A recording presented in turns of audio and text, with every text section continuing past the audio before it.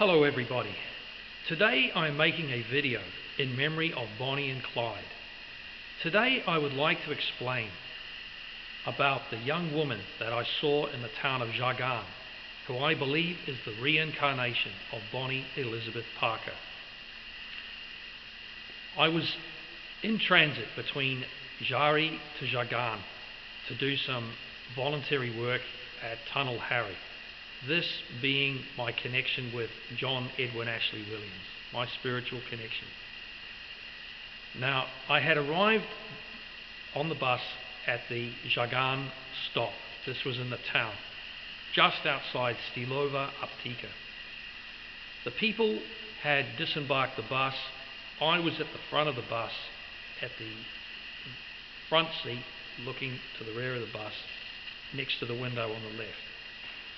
The woman who embarked the bus, who was, I believe, the reincarnation of Bonnie Parker, sat in the only seat left, which was right next to me. Now, it's very interesting because the girl looked point blank to me, to the side of my face. But I didn't look at her because I had never spoken to the girl before, and I thought we were too close to each other just to look at each other like that, and I was about to disembark the bus, so I couldn't get into a conversation with her, just taking my time about it. I didn't want to look directly at her in such close quarters because she might be offended. But I feel that this emulated the ambush scene with Bonnie and Clyde, because Clyde Barrow was shot first, and I disembarked the bus like the spirit leaves the body when you die, and she was left alone on the right side once I got off the bus. Now, I believe I have also seen this woman again last year, at the end of last year, early in the morning at a car wreckers yard in Zara. And it's interesting because the night before I had been speaking to people at a service station called Oil Gas, which is just across the road from Rondo Auto Gas. These two service stations I have explained in Bonnie and Clyde Sachs, and the surrounding shops, general stores, which signify, I believe, spiritually a connection with Bonnie and Clyde. Now, I believe someone at the at the oil gas may have gone to Jargan, spoken to the staff at Stilova Aptica, and explained to them about this young woman that I had told the staff or the manager at oil gas. And anyway, the next morning, well, this was actually on the weekend, I believe it was the next day, it took me completely by surprise.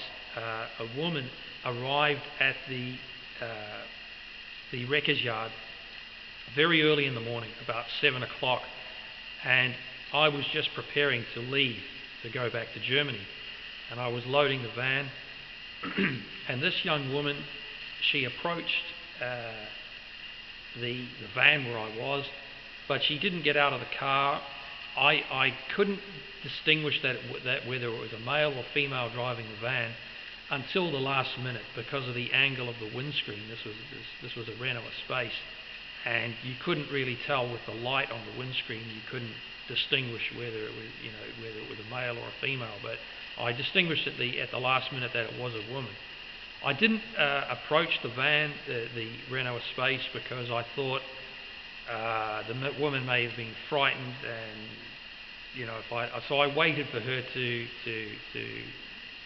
step out of the vehicle and maybe approach me or wave to me or something, make a gesture like that, so she would know things were safe. And anyway, I didn't approach the woman, but I realized that this was the woman driving this car, the woman who was the reincarnation. And it's interesting too because the cafeteria where Bonnie and Clyde had their last meal was Mark Hanfield's, their breakfast. It was Mark Hanfield's. And I wrote in my poem, reincarnation. It's early morning at Mark Canfield,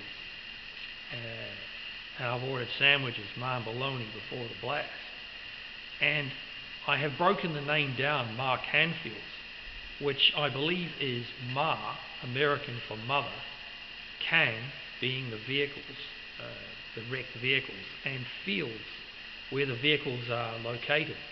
And possibly this woman now is a mother, because when I first saw this woman, it would have been probably 3.5 years ago, between 3 to 4 years ago, that I saw this woman. So she was a very young woman then. She was probably not married. So and also by the vehicle she was driving, a Renault Espace, that seemed to me to be a family vehicle. So I thought this could possibly, she could possibly be a mother by now. Anyway, I would really like to meet this woman. It's very important for history. I truly understand that this woman must be the reincarnation. As I've said on the last video I did, Bonnie and Clyde epic, the Polish flag being on the Texan flag, I think spiritually that may have indicated that the reincarnation would be found in that part of the world. I've also thought that the large star on the Texan flag may have been the large star on the Australian flag. I am in fact born in Australia, so maybe spiritually that may have had a significant, it may be significant also. But I would really like to meet this woman and do a video together, because it's so important for history. I can read the Carnation poem, epic poem, and she can be beside me. We can talk she can speak Polish, say something in Polish. Maybe we can have a translator to translate. But it's very, very important for history that we are seen together, as the reincarnations of Bonnie and Clyde. Something else that I've discovered, the town where Bonnie and Clyde were ambushed, Gippsland, Louisiana. Gippsland, Louisiana has 17 letters, and Clyde Barrow was shot 17 times. Also, if you add America, Gippsland, Louisiana, you have 24 letters. And Clyde Barrow was born on the 24th of March, 1909. I've discovered also in this picture behind me, this enlarged picture of Bonnie and Clyde, you can see here the oval of a face inside Clyde Barrow's jacket. This, I believe, is a mouth, a gape here, nostrils, eye, and eye. And this is the nose. That, I believe, is the face of Clyde Barrow when he was shot. He was lying against the side of the door in his car. Obviously, he had some blood on his face from the bullet wound. And I have the scar on my forehead just here, which was the bullet, the spiritual bullet mark here. This was actually, I remember when this happened to me, it was actually an insect bite to my head. But if I look in the mirror now very closely, you can see two ellipses like a circle just here on my head. It's a small circle, probably the same size as the bullet that entered Clyde Barrow's head. And in the past, when I have spoken of the subject, when my father was alive, I used to speak with my father about it. And when I would approach Jagan, to the town of Jagan, I would get a pain through my head like a tube from the front of my forehead to the rear of my head. You could imagine it in your head just like a tube. And this side of my head was, you would cringe, you go like that. It was like pain, but this side was perfect. I don't have any problem with it now, nothing whatsoever, no blood pressure, nothing whatsoever. That was only when I was discussing the subject.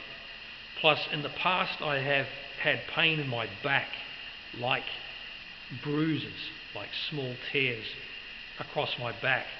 And I even tried lying in bed, just lying. This was many years ago. I have no problem with it now, absolutely perfect. But lying on my back, and it was just too much to take. I mean, I've had pain with my teeth.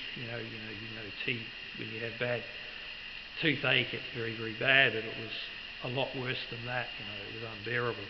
So I believe there could be a connection with this. With the tears on my back, plus here on my ear, there is a fold on my ear just here, and I believe maybe that may signify the the cut to the top of Clyde Barrow's ear when a member of the public tried to cut the top of his ear off as a souvenir. So that's interesting also. But it would be very good to see this girl. I would really like to do a video with her, and so you can see, and so we can realise this amazing thing. Okay, well today I will finish the video with the Star Spangled Banner, played on the tenor saxophone, which was the saxophone Clyde Barrow used to play, and I'm sure you will like the Star Spangled Banner as much as Clyde Barrow would have liked it. Okay, thank you.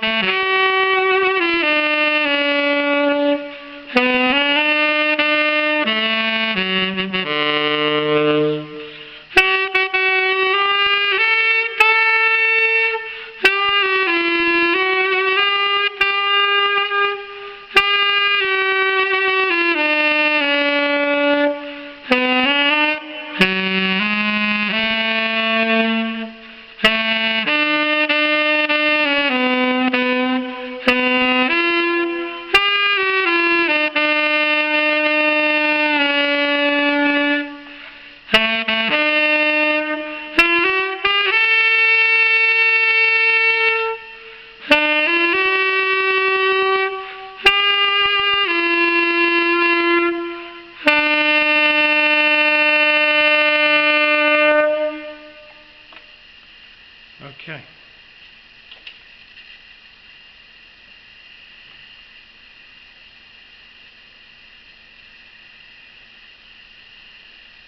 Okay, well, thank you very much for watching the video today. Dobra, dziękuję, do widzenia.